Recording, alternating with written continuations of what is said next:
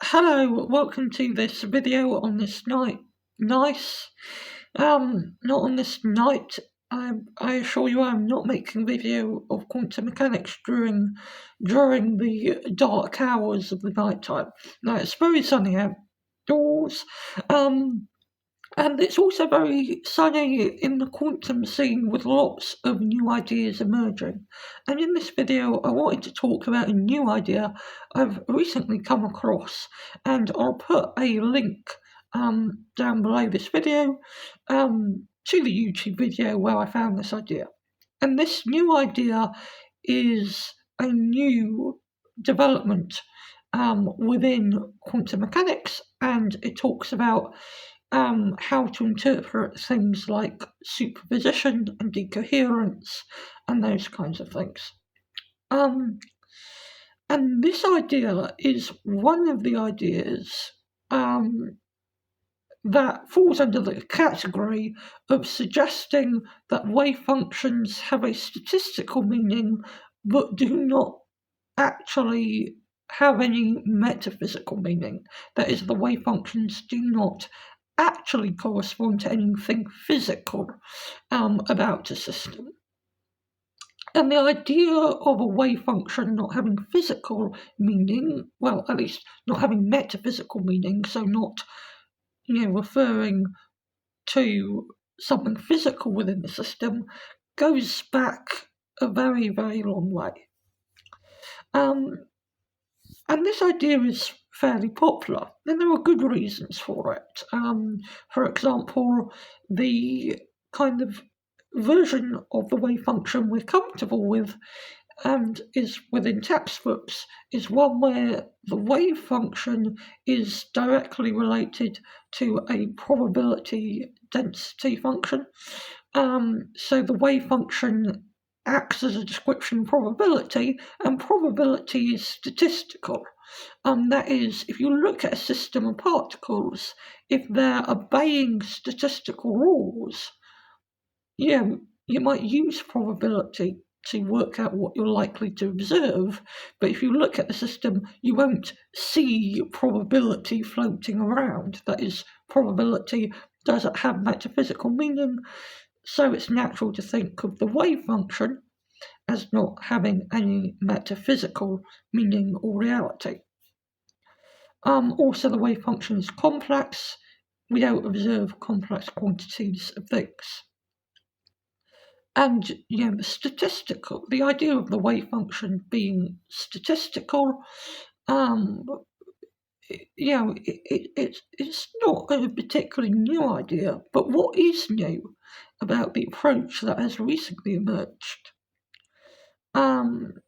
is what the statistics is interpreted as referring to.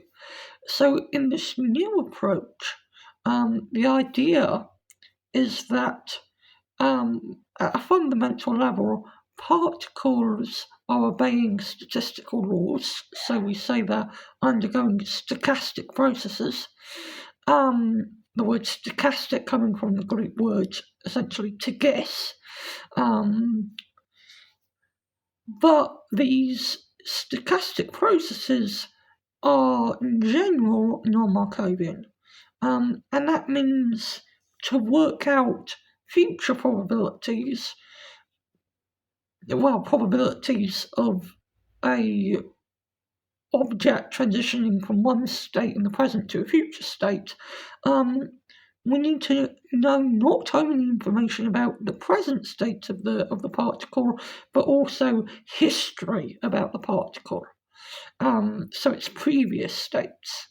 And it's relatively easy to come up with examples of non-Markovian processes in daily life. For example, if I've got a bag of sweets, let's say I've got a bag of 5 different sweets, and each sweet has a different flavour. And let's say after taking out a couple of sweets, I then take out a third sweet, and I want to know, once I've taken out that third sweet, what the probability is of getting a particular flavour in the next time I take a sweet out of the bag. Well, the probability will depend not only on the sweep I took out on my third attempt, but also the sweeps I've taken out prior to that. So there is an example of a non-Markovian system, this bag of sweeps where I'm removing a sweep one at a time.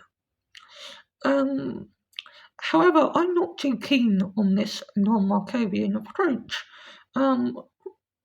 principally because although it does seem to describe kind of decoherence, considering transitions between non-Markovian and Markovian processes, what I think it's lacking is a clear description of the actual dynamics a particle has. So it's postulated at the beginning of this non-Markovian approach that particles follow a single trajectory. What is unclear to me is what this trajectory is, according to these non-Markovian processes. And to me, one of the strongest pieces of evidence for the wave function actually indicates that the wave function has some metaphysical meaning, and it's related to the actual dynamics of particles. And particularly I'm thinking of an electron in an atom. So an electron in an atom is stable, or at least can be stable. And if you think about the wave function as having some physical reality, that makes sense, because, there will be certain wave functions where you'll essentially have a particle constructively interfering with itself. And indeed, in the Bohr model, this is how we get electron shells. Whereas if an electron was going to go between shells, it would start to at least partially deconstructively interfere. And it makes sense to me that wouldn't be a stable state. So to me, it seems true that the interference of an electron with itself has some physical meaning. So I believe interference is metaphysically real. And because of that, I believe the wave function describing this interference has some metaphysical reality. I don't think the wave function is purely statistical. Having said that, I don't go as far as things like the many worlds interpretation, where it says that once we make a measurement, parts of the wave function that we don't observe continue existing, but essentially start to describe parallel universes. I don't adhere to that. I see the appeal of it, and definitely the many worlds interpretation means, well, if it's true, we could just kind of extend the Schrödinger equation indefinitely. But I'm not a fan of the many worlds interpretation, principally because it doesn't explain how decoherence works. It doesn't really explain why the wave function splits off, it just says it happens. For me, what is more likely is that measurement in some way alters the overall wave function such that part of the wave function remains unchanged, and that corresponds to the part of the wave function we observe, whilst the rest of the wave function is transformed or altered into something else. It might be some other type of information, and you could say, well, another type of information would be a wave function, and maybe, but perhaps a wave function which doesn't follow Schrödinger's equation, and therefore isn't, in the strictest sense, really a wave function anymore.